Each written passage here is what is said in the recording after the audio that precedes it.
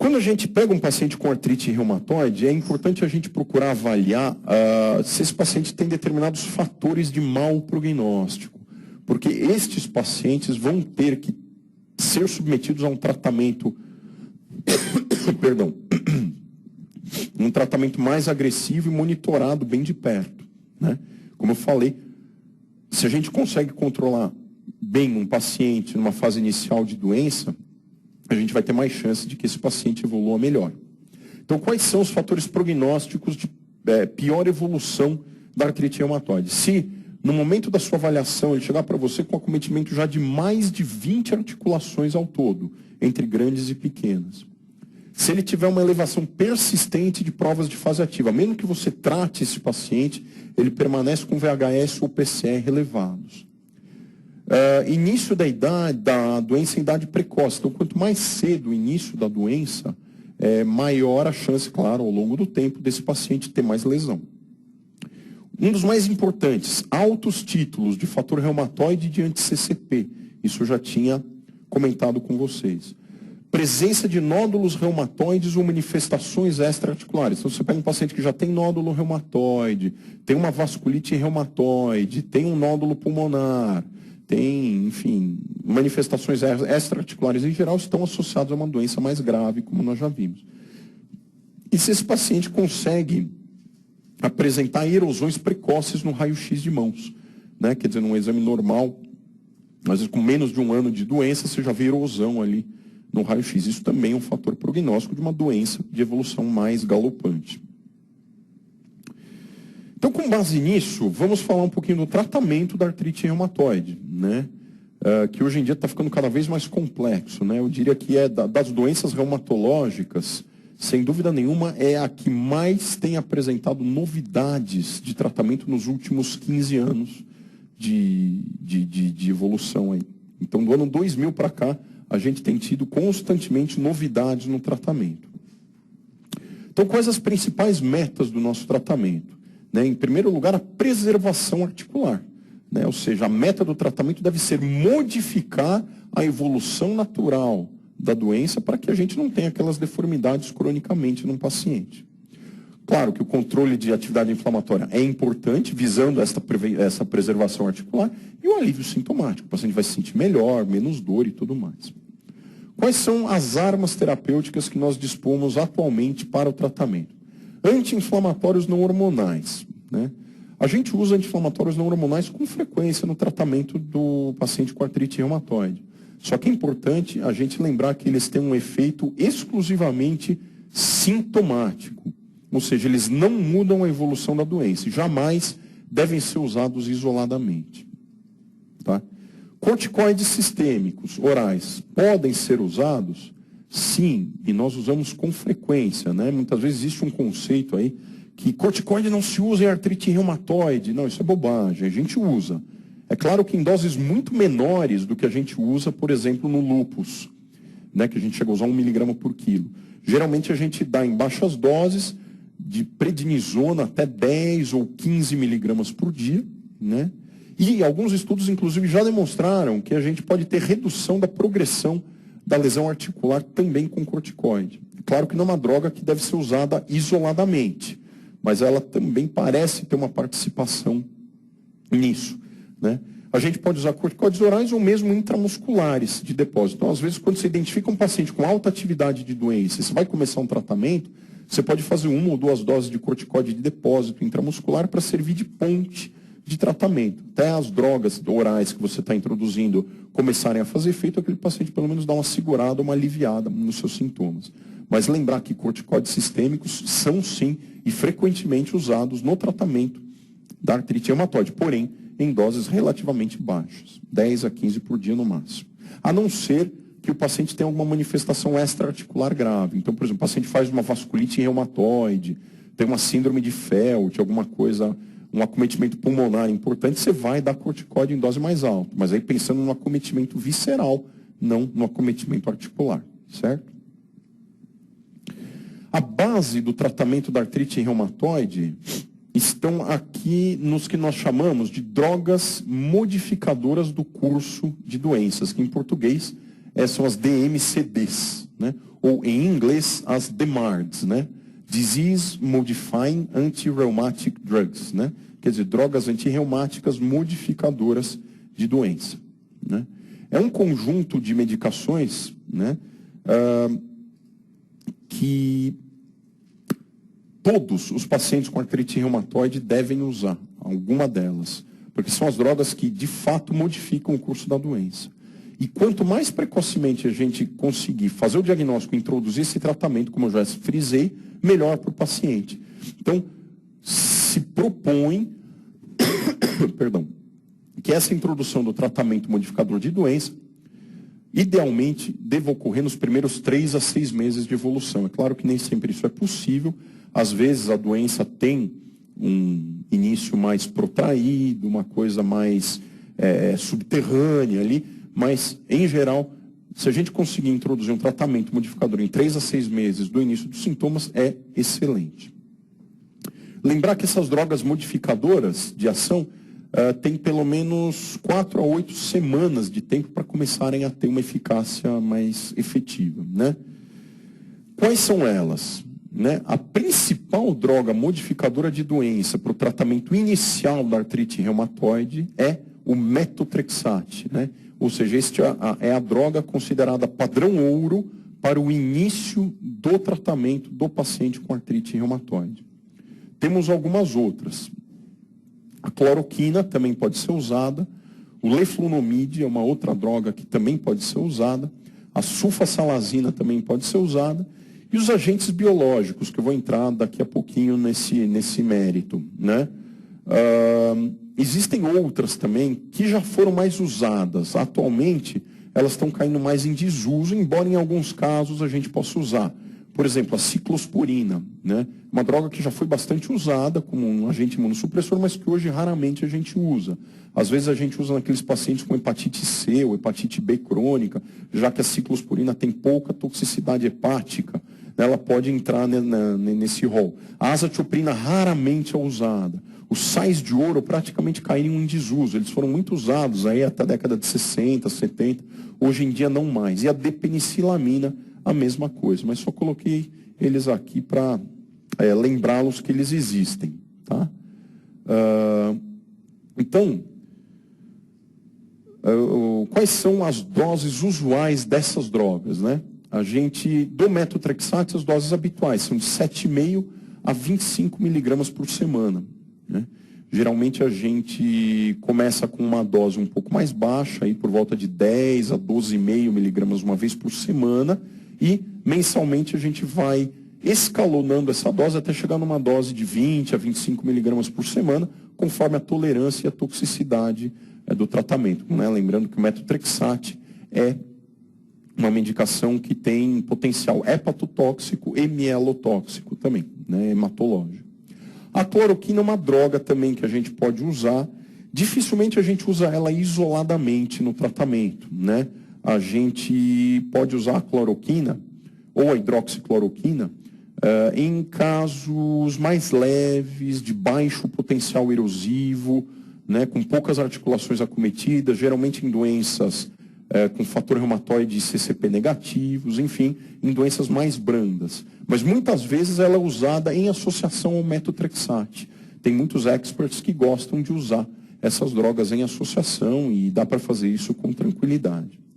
Uma outra droga que pode ser usada como alternativa é o leflunomide, né? O nome comercial é o Arava, não sei se vocês já ouviram falar, mas o leflunomide ele pode ser usado também na dose de 20 miligramas por dia.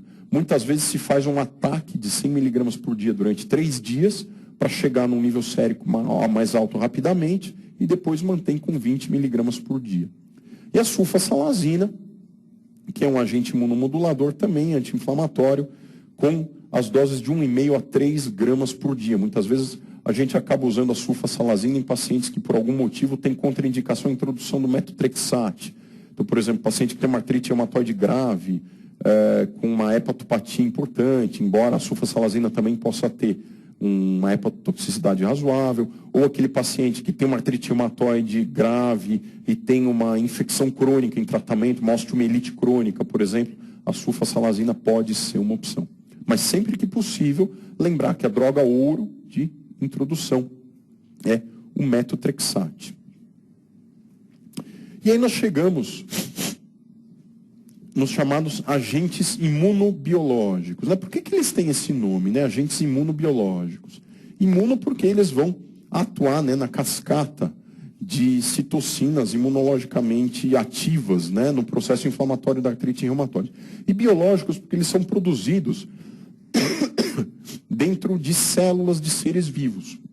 Então são moléculas produzidas com tecnologia bastante cara, né, a partir de células, de determinadas células de seres vivos, de ratos ou outros. Enfim, não vou entrar nesse mérito, mas só para justificar o nome, né? E essa classe de tratamentos para artrite reumatoide surgiu a partir aproximadamente do ano 2000. Quer dizer, nós temos isso aqui disponível nos últimos 15 anos, né? Sendo que a primeira classe que apareceu foram essas aqui, que são os agentes antifator de necrose tumoral. Ou seja, são anticorpos monoclonais ou proteínas de fusão, como nós chamamos, que têm atividade anti-TNF. Ou seja, bloqueiam o efeito biológico do TNF, que é uma citocina importante na patogênese da artrite reumatoide. O primeiro deles que apareceu no mercado foi esse aqui, o infliximab. Surgiu lá por volta do ano 2000, e na esteira dele vieram alguns outros ao longo do tempo. Então, o etanercept, que é um receptor solúvel, é uma proteína de fusão receptora solúvel de TNF, que impede a ligação do TNF ao seu receptor. O infliximab, o adalimumab, o golimumab e o certolizumab são anticorpos monoclonais anti-TNF. Depois deles, ou meio que juntamente com eles, outros vieram surgindo. Então, nós temos hoje em dia algumas outras opções também.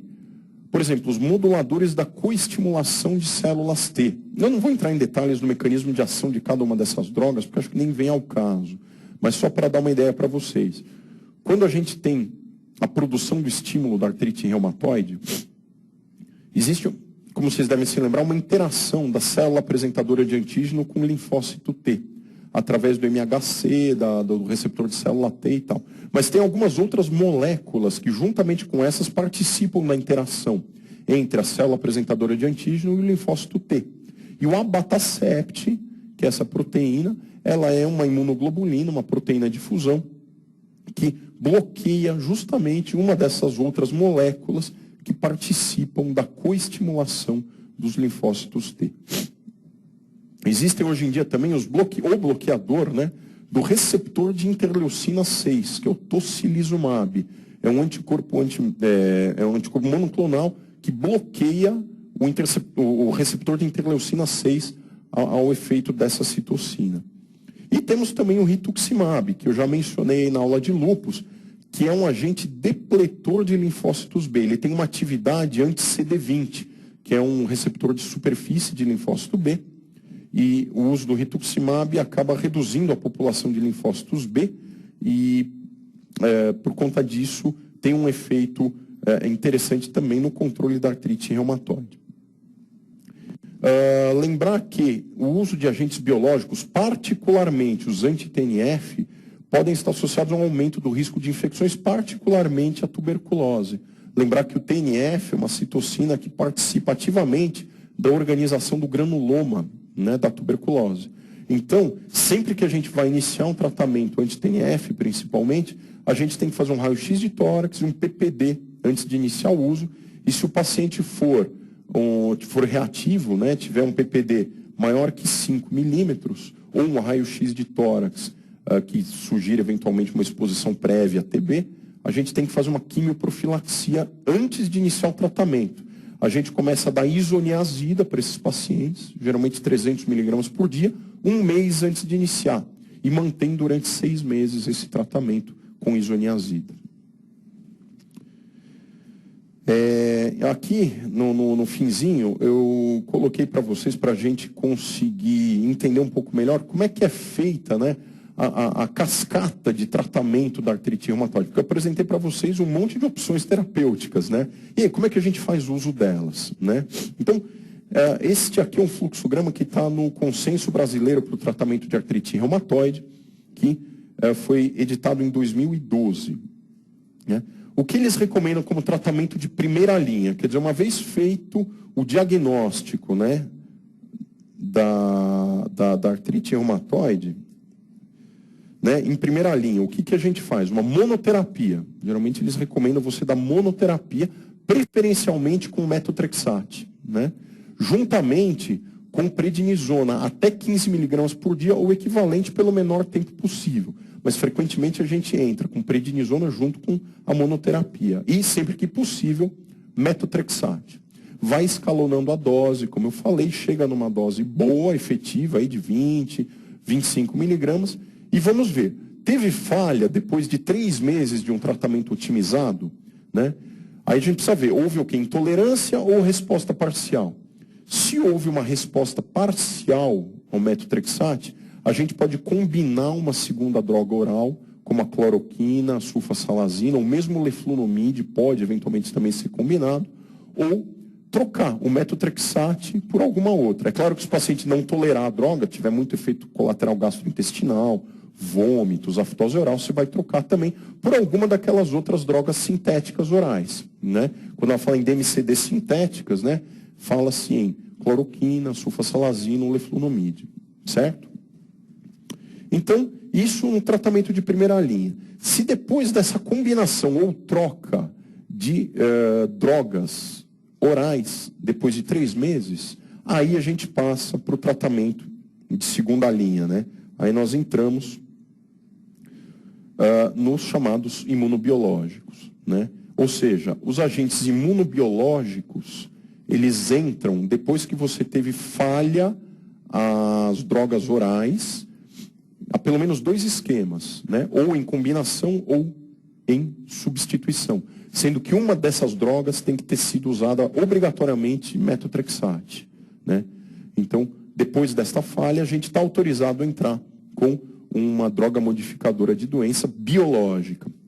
A primeira opção, recomendação, é alguma droga anti-TNF, qualquer uma delas, certolizumab, golimumab, infliximab, etanercept, adalimumab, qualquer uma delas. Ou pode-se usar também abatacept ou tocilizumab, mas a gente opta geralmente pelo anti-TNF. E mantém uma droga oral sintética, preferencialmente o metotrexate ou alguma outra se o paciente não tolerar, por exemplo, o leflunomide, tá? Então, o ideal é que você mantenha uma droga oral sintética junto com a biológica que você está introduzindo, certo? Aí a gente espera novamente, 3 a 6 meses. Houve falha. Esta falha é mensurada de várias formas, eu não vou entrar em detalhes, a gente tem índices de atividade de doença, enfim, mas houve falha após 3 a 6 meses, o que a gente faz? A gente passa para a terceira linha de tratamento.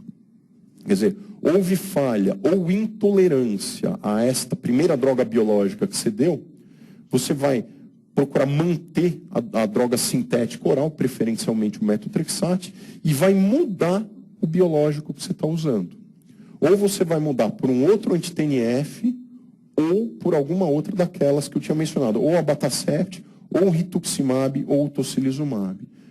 Notar que o rituximab entra somente neste ponto aqui, na terceira linha. Depois da falha de um anti-TNF, embora o abatacept ou o tocilizumab possam ser usados na segunda linha, tá? Só deixar isso claro para vocês. Aí a gente pode fazer, ou trocar por um outro anti-TNF ou por um outro mecanismo de ação. Se houve uma falha primária ao anti-TNF que a gente deu, quer dizer, o paciente não respondeu nada, a gente tende a trocar por algum outro mecanismo de ação. Se houve uma falha secundária, quer dizer, o paciente começou respondendo bem e depois voltou a piorar, a gente pode trocar por um outro anti-TNF ou por algum outro mecanismo de ação.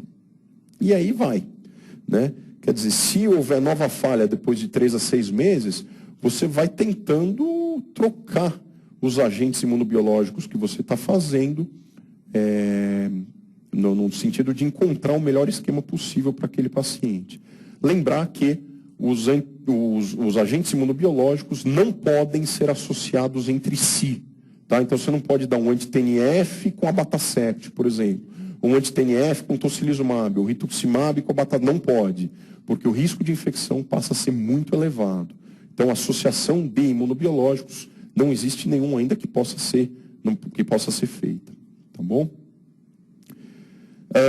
E por fim, só para terminar a exposição teórica, eu gostaria só de frisar que estamos tendo agora, neste mês de maio, agora, o lançamento de uma nova droga oral para o tratamento da artrite reumatoide, né? Essa droga se chama tofacitinib. É uma droga oral, não é uma droga imunobiológica. É uma droga oral que é considerada, como eles chamam, uma pequena molécula, né? E ela vai ter um efeito intracelular muito específico, uma coisa extremamente complexa. Ela vai funcionar como inibidora de uma enzima chamada Janusquinase 3, ou JAK3. Né? JAK3. Essa droga, como eu falei, tofacitinib. Né? Ela vai agir como uma bloqueadora dessa enzima, Janusquinase 3. A Janusquinase 3, ela é uma enzima importante na transdução de sinal intracelular para você ter o efeito das interleucinas ou do anti-TNF. Né? Então, quando você tem a ligação de uma interleucina ou do anti-TNF na membrana das células onde tem um receptor, a Janusquinase atua nessa transdução de sinal. Então, o tofacitinib ele vai bloquear esta Janusquinase e vai inibir essa transdução de sinal intracelular. Né? Então, uma droga a mais que está surgindo, onde que ela vai entrar neste fluxograma? Ela vai entrar inicialmente na falha, na segunda linha, na falha ao metotrexate ou aos outras drogas sintéticas, ou na terceira linha. Né? Então, uma droga que vai entrar neste ponto de segunda linha ou na terceira linha. Também, a priori, não vai poder ser associada a agentes imunobiológicos, mas você pode usar junto com metotrexate, por exemplo. Tá? Então, só para comentar aqui, é o que há de mais novo aí que está sendo lançado no tratamento da artrite reumatoide. Tofacitinib, que inclusive já é usado em países do estrangeiro, né? Já é usado nos Estados Unidos, em vários países da Europa, e agora foi aprovada pela Anvisa e está sendo lançado este mês no Brasil. Muito bem. Então, só para a gente fechar a aula, falar de algumas questões, relembrando aquelas que a gente colocou no início da aula. Paciente de 48 anos relata 2 anos de evolução de dor e aumento de volume, envolvendo as articulações metacarpofalangianas, o punho e a terceira e quarta interfalangianas proximais de forma aditiva. A paciente relata rigidez matinal com cerca de 1 hora de duração. Ao exame, apresenta artrite das articulações envolvidas, desvio ulnar bilateral e nódulos subcutâneos na região extensora dos braços, móveis e fibroelásticos. Acho que, lendo a questão, ninguém vai ter dúvida que se trata de um caso de artrite reumatoide. Né? Qual desses achados não é esperado no caso? Anti-CCP positivo, fator reumatoide positivo, acometimento da coluna lombar, anemia normo-normo ou radiografia com erosões, redução do espaço articular e osteopenia justa-articular. Frente a tudo que eu comentei na aula, a gente pode esperar, sim, positividade dos anticorpos, né? Geralmente a gente tem. Anemia normo-normo pode haver por atividade inflamatória e as alterações articulares, erosivas e tal, a gente vai encontrar mesmo. O que a gente não espera encontrar, como eu frisei, é o acometimento da coluna lombar, que geralmente está reservado mais para as espondiloartrites soronegativas, né? Na artrite reumatoide, o acometimento tende a ser mais frequente na região cervical. Então, a alternativa aqui é a C, acometimento da coluna lombar. Outra pergunta que eu tinha colocado. Uma paciente de 57 anos, artesã de cerâmica, apresenta quadro de poliartrite simétrica, de mãos, pés e joelhos, e rigidez pós-repouso maior do que 1 hora, e aumento do volume das articulações das mãos. O quadro vem sendo apresentado há cerca de 2 meses. E a paciente observou mais recentemente o aparecimento de tosse seca e dispneia. A história prévia de tabagismo. Sua radiografia de tórax revela múltiplos nódulos pulmonares bilaterais, predominantemente periféricos. Dentre os achados possíveis nos exames, aquele mais provável para o diagnóstico, qual seria? Então, novamente, frente a um quadro de artrite reumatoide, né, com artrite de mãos, pés e joelhos, alguns nódulos reumatoides pulmonares, provavelmente, paciente com história prévia de tabagismo, provavelmente artrite reumatoide. Então, o que a gente espera encontrar? FAM positivo com padrão homogêneo? Não, esse padrão geralmente a gente encontra nos pacientes com lúpus, né? Que o padrão anti-DNA, ou anticorpo anti-DNA, dá um padrão de fluorescência homogêneo. Anticorpo anticitoplasma de neutrófilos? Não, esse anticorpo geralmente a gente encontra nas vasculites associadas ao ANCA, e aqui a gente não tem nenhuma sugestão de vasculite no caso. C, fator reumatoide positivo em altos títulos? Provavelmente, até porque ela tem nódulos, né, reumatoides viscerais, enfim, a gente espera encontrar realmente fator reumatoide. E D, teste tuberculínico. No caso, ela tem esses nódulos, né, pulmonares, mas a gente não tem, né, frente a esse quadro aqui de articular, uma sugestão de que seja realmente um quadro de tuberculose. Então, a alternativa a ser assinalada é a alternativa C. Na avaliação inicial de um paciente com diagnóstico de artrite reumatoide, decisões terapêuticas devem levar em conta diversos fatores, incluindo manifestações associadas a um prognóstico mais adverso. Dentre estas, não se deve incluir a presença D. Então, nós estamos falando aqui de fatores prognósticos para artrite reumatoide.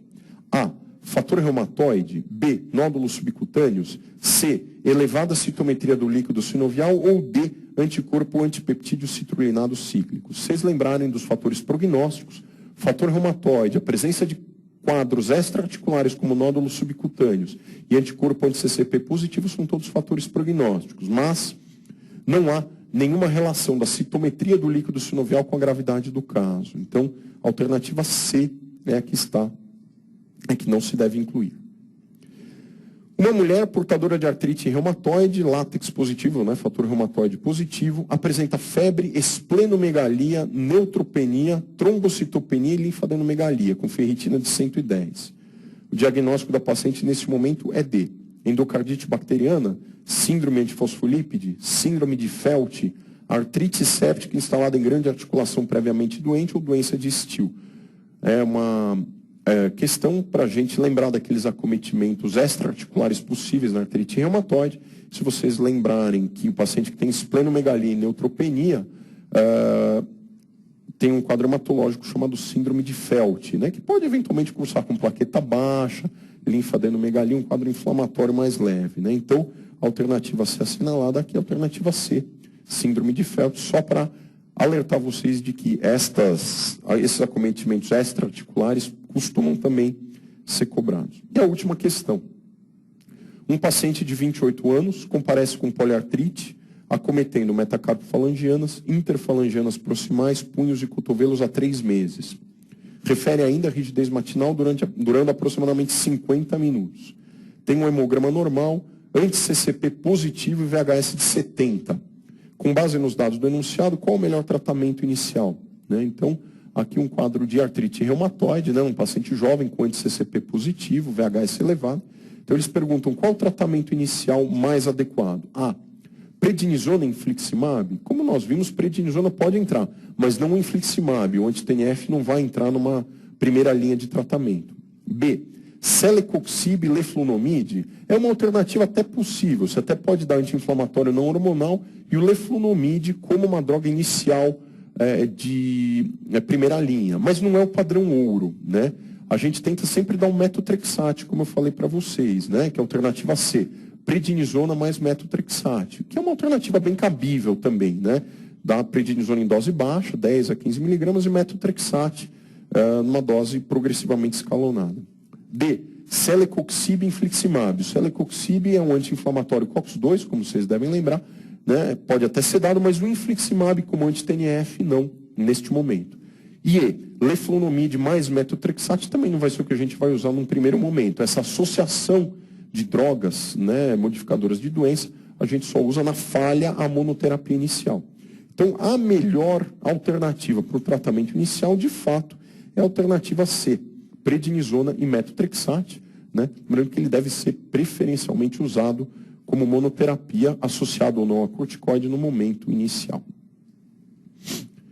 Muito bem, gente, é isso que eu tinha a dizer a vocês. Também me excedi um pouquinho no tempo, mas é um assunto meio extenso. Lembrando que lúpus e artrite reumatoide são doenças que eles gostam bastante de perguntar em prova, junto com febre reumática e vasculite. Então, deem uma estudada aí nesses assuntos, são os assuntos em que eu procurei me ater mais. E eu fico à disposição de vocês pela internet aí para perguntas, dúvidas, tá? Um bom sábado para vocês, bom resto de feriado e até a próxima. Boa sorte.